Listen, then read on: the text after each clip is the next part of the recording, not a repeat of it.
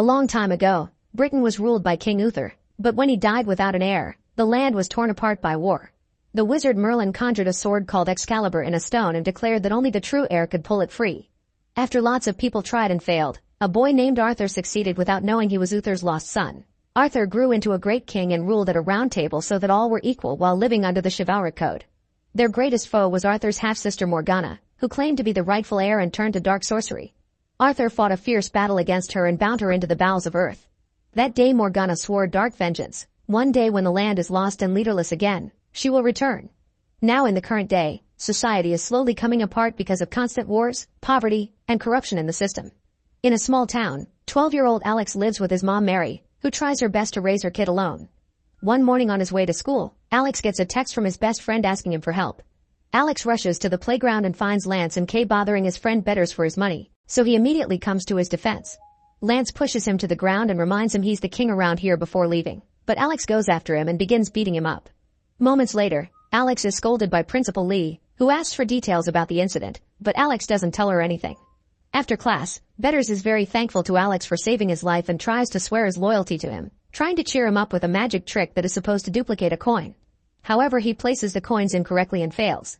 When Alex returns home, Mary tries to understand what's happening to her son, but Alex gets angry because she doesn't get that if he tells anyone the truth, he would only make matters worse. The next day during detention, Lance threatens Alex by writing a message on his hand so the teachers won't notice.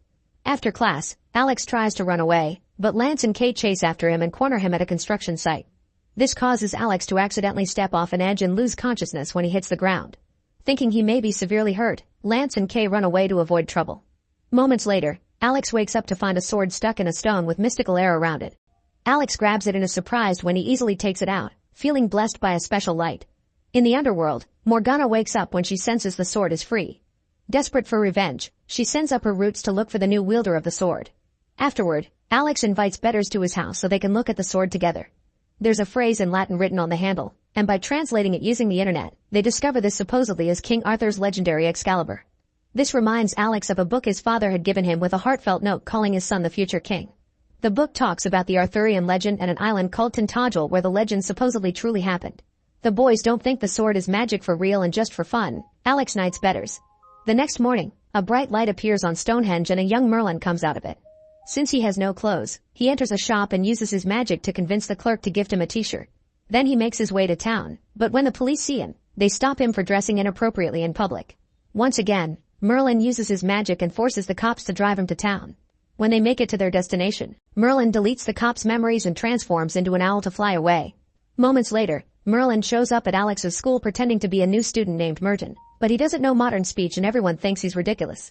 He won't stop looking at Alex during classes, and Betters thinks they should befriend him, but Alex doesn't want to because they'll get even more bad attention. When a teacher tells them about an eclipse that will happen in 4 days, Merlin begins panicking because he thought he had 4 years and storms out of the classroom. During lunchtime, Merlin bursts into the cafeteria and makes a scene, telling Alex that he was chosen by Excalibur to destroy Morgana when she rises again during the eclipse. Alex thinks he's just a weirdo, and when Merlin asks all the students to help the new king, the kids answer by throwing food at him.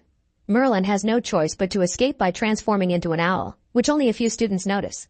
In the middle of the night, the sword begins glowing in the closet. A weird noise wakes Alex up and when he looks out the window, he sees one of Morgana's demons coming out of the ground. The monster breaks into the house and a scared Alex goes to ask his mom for help, but he's shocked to discover Mary isn't around. He decides to grab the sword to defend himself, but the demon quickly disarms him, so Alex has to dodge a series of furious strikes. Suddenly the demon implodes out of nothing, and Alex discovers Merlin is on the floor, weak because he used magic to kill the creature. Apparently, Merlin can't be in the human domain after twilight and he tells Alex to find him the next day at a fried chicken shop before transforming into an owl and flying away. Meanwhile, the remains of the demon return to the underworld to tell Morgana about Alex and Merlin, to which Morgana responds by sending a whole army of devils to the surface. The next morning, Mary is shocked to find Alex sleeping with a sword in his hands. Alex tries to tell her the story, but obviously she doesn't believe him, and when Alex takes out the book, he demands to know why his dad left if it wasn't because of an evil force. Mary admits his dad had been fighting some demons, but that doesn't mean Alex should go around branding a freaking sword. When she tries to take it away, Alex points it at her to keep her at bay before running away. After class, Alex and Betters go to the chicken shop and are surprised to discover Merlin is working there. While taking the boys to the apartment above the shop, Merlin explains he needs to consume a potion made of beetle blood, beaver pea, and ground bones to regain his strength. and this shop's fried chicken has all three. He also explains that he looks young because he ages backward, and that last night Alex didn't see his mom because during the penumbra between light and dark, the demons appear and time freezes, meaning the only ones that can stay around are the wielder of the sword and those knighted by him. During the incoming eclipse, Morgana will return, thanks to the world having fallen into confusion and chaos, so it's their duty to stop her. Alex doesn't think he can be a hero because he's just a kid, thus Merlin transforms into his older self and shows the boys an illusion of how the world would become hell on earth if they don't go to the underworld and defeat Morgana in her own realm before she comes back. Seeing themselves as Morgana's slaves scares Alex and betters into accepting the quest, but Merlin leaves before he can answer more questions. Afterward, Alex and betters return to the construction site to look for clues and discover the inscription on the stone that talks about the future king. Alex remembers the note left by his father was the same, so he assumes he comes from a powerful family like Luke Skywalker, meaning they have to travel all the way to Tintagel to find his dad and ask him where the entrance to the underworld is. The boys are suddenly interrupted by Lance and Kay, who make fun of the sword because they think it's a nerd prop. Alex quickly puts the sword back in the stone to protect it, then he dares the jerks to take it out. If they can't, Alex wins and they'll allow him to knight them. Lance and Kay don't take him seriously and try to take the sword, to no avail. Alex obviously has no trouble retrieving the sword, and Lance and Kay let him knight them just to see where this is going. Then Lance pushes Alex to steal the sword, but at that moment, Morgana's demons show up. The others hide while Lance tries to use the sword, yet the demon disarms him in seconds. Alex retrieves the sword and hits the demon before it kills Lance, then the kids begin running away. The demons chase after them, so the kids try throwing some flammable liquid tanks they find in the building, but it only makes the demons' fire stronger. Next they go to the streets for help, but they're empty just like Merlin promised and they decide to steal a car to escape. When Alex opens the car door, he accidentally hits the demon with it and discovers the impact is enough to defeat it because it's just a skeleton. Once everyone is in the car, Kay takes over the wheel and begins driving like a maniac, managing to trick a demon into crashing against a bus stop, and defeating the last one by running over it with the car itself. Afterward, Lance demands an explanation, so the group goes to Alex's home and he tells them what's going on. To prove this must be destiny, he points out the kids have similar names to the Knights of Legend and even the table they're sitting at is round. The trio ends up accepting to go with Alex to Tintagel, unaware that Morgan is watching them through her plants and learning all their weaknesses. The next day, Mary discovers Alex left without talking to her. He only left a silly note. Meanwhile, the four kids take the bus to Tintagel, which is stopped by the sudden appearance of Merlin.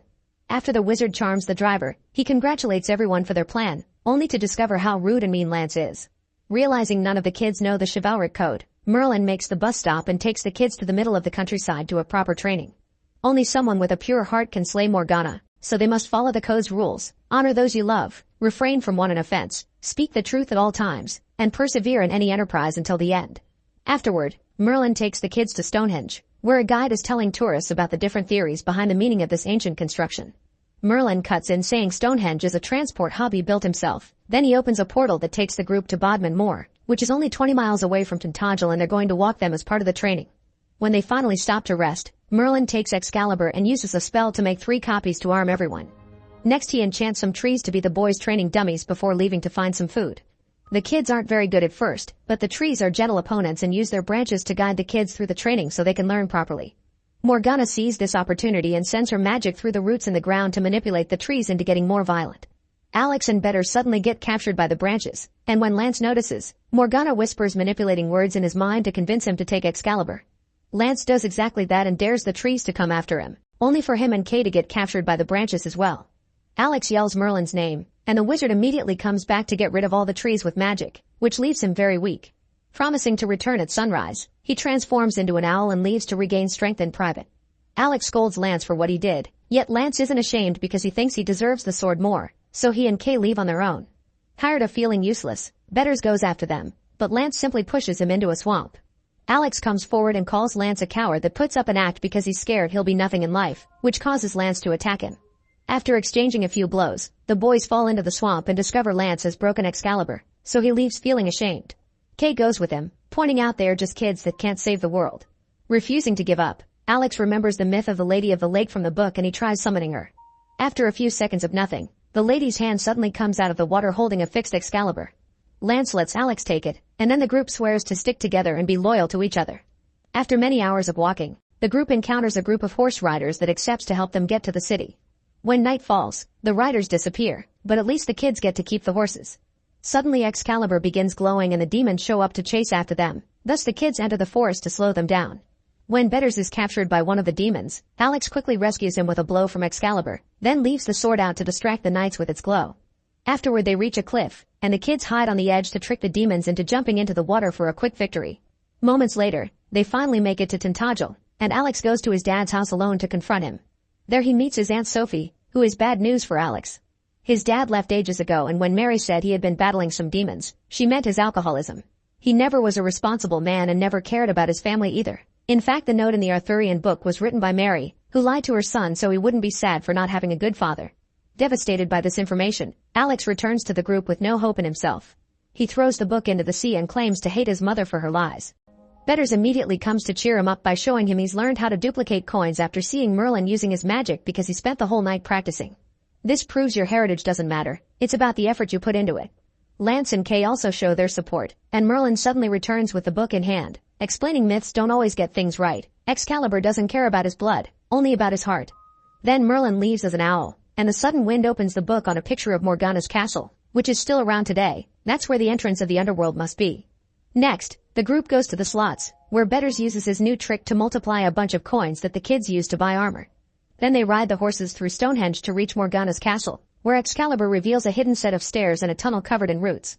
The groups walk down that tunnel as they fight the roots with their swords, but the plants are too many and they capture the knights, so Alex must continue alone. At the end of the tunnel, Alex almost falls into a pit of lava and sees his knights trapped in the roots. At that moment Morgana shows up and transforms into a winged beast that breathes fire. After dodging a few flames, Alex pretends to give the sword to Morgana, but when she comes closer, he stabs her right in the chest, bringing her down.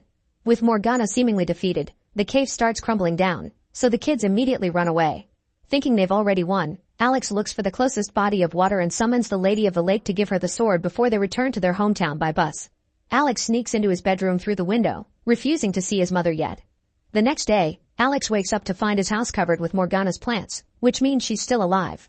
Merlin comes to see Alex to go over the details of what went wrong, and Alex realizes he didn't completely respect the chivalric because he didn't honor those he loves. Alex goes to see Mary and apologizes for not being more understanding of her efforts. Now he knows she was just protecting him. After they reconcile, Alex shares his story, and to prove it, he fills the bathtub with water to summon the Lady of the Lake, who returns the sword. Mary lets Alex use the house to gather his team and make a plan, deciding they need an army and a fort.